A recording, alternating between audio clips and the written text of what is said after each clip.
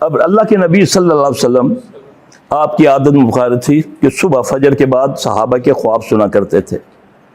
لیکن خواب کی بھی بہت کرب ہوتی ہے نا. جب آدمی کوئی خواب دیکھتا ہے, اللہ کے نبی نے فرمایا اچھا خواب اللہ کی طرف سے, برا خواب شیطان کی طرف سے. بات ختم ہو گئی. برے خواب کو زائل کر لیا کرو. آج تک ہم امت کو یہ نہیں بتا سکے اس کے زائل کا مسنون طریقہ کیا ہے. کسی سے پوچھو یار اعوذ باللہ تینوں ہی پڑھ کے تھو تھو کر دیا کر. حدیث میں جو لفظ ہے وہ نہیں بتائے. اعوذ باللہ من شر شیطان و شرہا, یہ دعا ہے. 3 بار اپنے کندھے پر پہلے کرو. اس خواب کا تصور کرو گے, کیونکہ میں نے رات کو 3 خواب دیکھے ہیں. اس میں ایک خواب مجھے شوق کر رہا ہے. میں کس کا تصور کروں گا؟ میں اس کا تصور کروں گا جو برا خواب ہے, جس میں مجھے محسوس ہوتا ہے کہ میری اپنی عقل کے مطابق یہ میرے لیے اچھا نہیں ہے خواب. تو وہ کیا کرے گا؟ وہ 3 بار الٹے کندھے پر کرے گا, تھو تھو تھو ایسے کر کے 3 بار یہ دعا پڑھے گا. اعوذ باللہ من شر شیطان و شرہا, اعوذ باللہ من شر شیطان و شرہا, اعوذ باللہ من شر شیطان و شرہا. صحابی کہتا ہے جب میں یہ عمل کر لیتا پہاڑ مانند بھی کوئی ہوتا تو میرے سامنے ذرہ بھی نہ رہتا.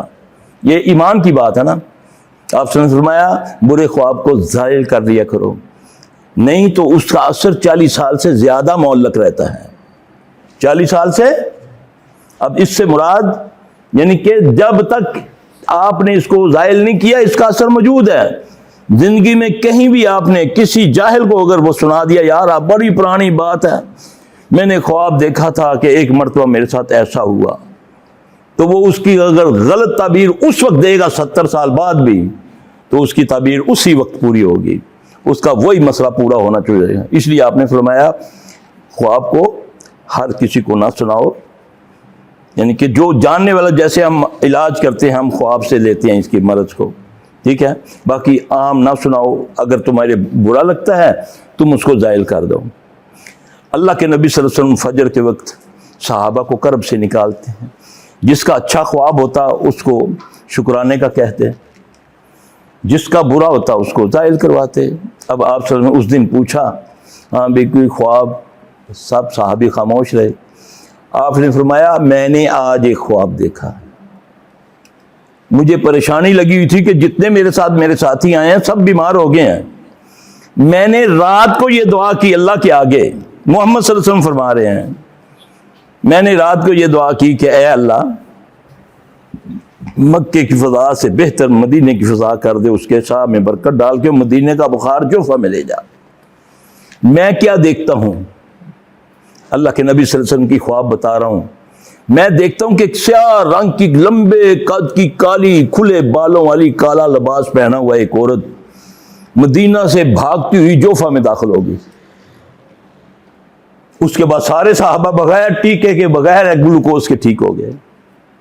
یہ اسیب ہے, اسیب کی بیماری ہوتی ہے, یہ اسیبی بیماری ہے. شیاطین کے چھونے سے بیماری لگتی ہے, شیطان مس کرتا ہے, آدمی بیمار ہوتا ہے. قرآن سے دلیل ہے. ایوب علیہ السلام کے اللہ سے کیا عرض کرتے ہیں؟ اللہ کہتا ہے میرے بندے ایوب نے مجھ کو نادا کی, ربی انی مسنی الشیطان بنصب و عذاب. جاؤ ترجمہ کرو یہ کیا ہے. نبی تھے نا, کیا عام تھے وہ. اے اللہ مجھ کو یہ جو بیماری لگی ہوئی ہے نا, یہ جو جلد کی تکلیف تھی نا, ان کو سکن پرابلم تھی نا, مجھ کو یہ شیطان نے مس کیا ہوا ہے, اس کی طرف سے یہ عذاب مجھے پہنچا ہوا ہے. موسیٰ علیہ السلام قتل کرنے تو نہیں گئے تھے, وہ تو 2 کی لڑائی چھڑانے گئے تھے. تو کیا کہتے ہیں کہ اللہ یہ عمل تو ہے یہ شیطان کی طرف سے ہوا, مکہ ایسا لگ گیا وہ بندہ ہی میرے ہاتھوں قتل ہو گیا. اللہ نے اس کو طاقت دی ہے, اور محمد صلی اللہ علیہ وسلم نے اس کے بچنے کے طریقے بتائے ہیں جو مجھ سے رائے سے پوشیدہ ہیں. میرے نبی صلی اللہ علیہ وسلم تو ہمیں وہ بتاتے ہیں کہ اب یہ تیرا بچہ دنیا میں نہیں آیا, ابھی نطفہ نہیں اس کی ماں کے پیٹ میں بھی, پھر بھی اس سے بچنے کا طریقہ بتا رہے ہیں محمد صلی اللہ علیہ وسلم. کتنے نکاح آپ نے پڑھے سنتے ہوں گے, کبھی کسی نکاح پڑھانے والے نے اس بچے کو یہ کہا کہ بیٹا بیوی کے اس طرح بال پکڑ لینا, بیٹا جب اپنی ضرورت پوری کرنا, شرعی ضرورت جب تمہارا ملاپ ہو تو یہ دعا پڑھنا. سنا کبھی؟ بنیاد ہے نا ایک نسل کی، گارنٹی ہے اس پر محمد صلی اللہ علیہ وسلم کی. آپ صلی اللہ علیہ وسلم نے فرمایا کہ جو اس دعا کو پڑھتا ہے جب اپنی بیوی کے نزدیک جاتا ہے تو شیطان پیچھے ہٹ جاتا ہے، جو نہیں پڑھتا وہ ساتھ وتی کرتا ہے بلکہ سبقت لے جاتا ہے.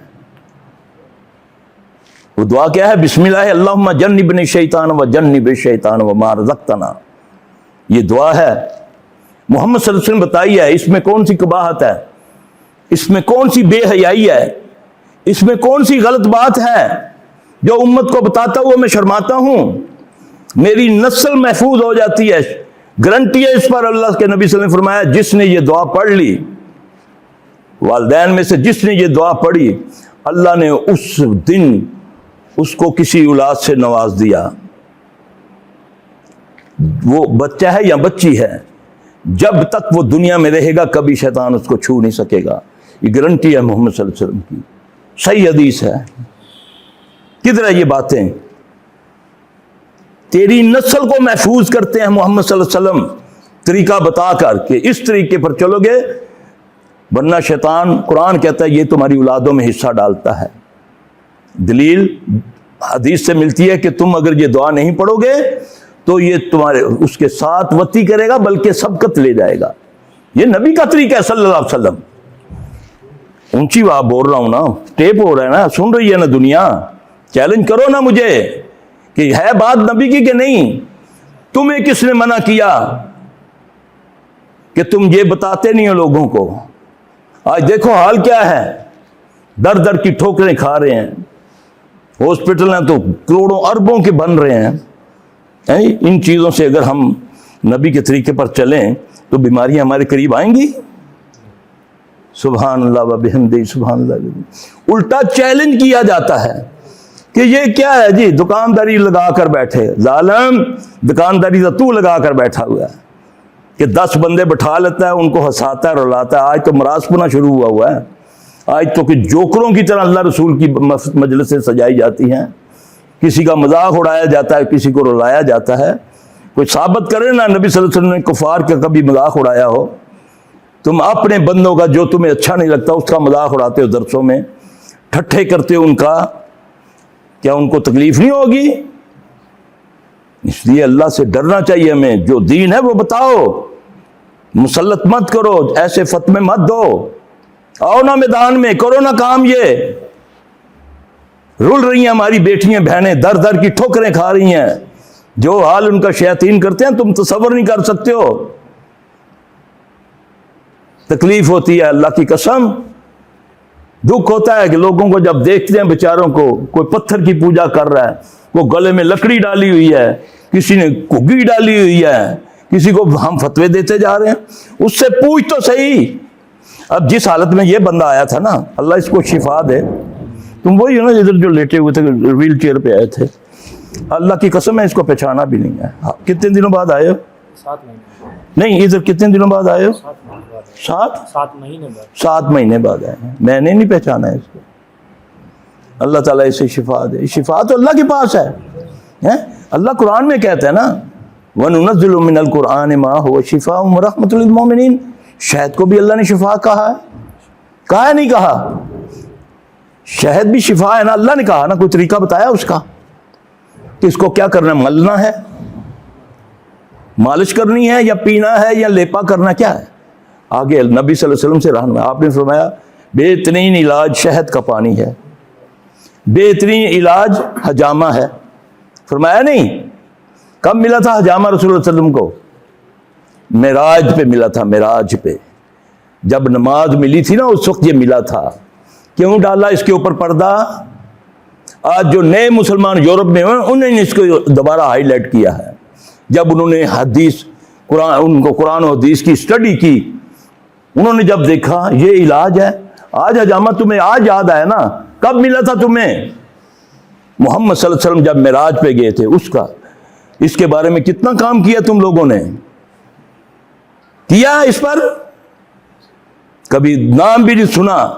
اور آپ سے فرمایا اس سے بہتر علاج کوئی نہیں. یہ محمد صلی اللہ علیہ وسلم نے فرمایا. ملا بھی کب ہے؟ جا کر تحقیق کر لو، یہ صحیح حدیث ہے. اور اللہ کے بندو جان ہے تو عبادت ہے. اگر بیماری میں کیا عبادت؟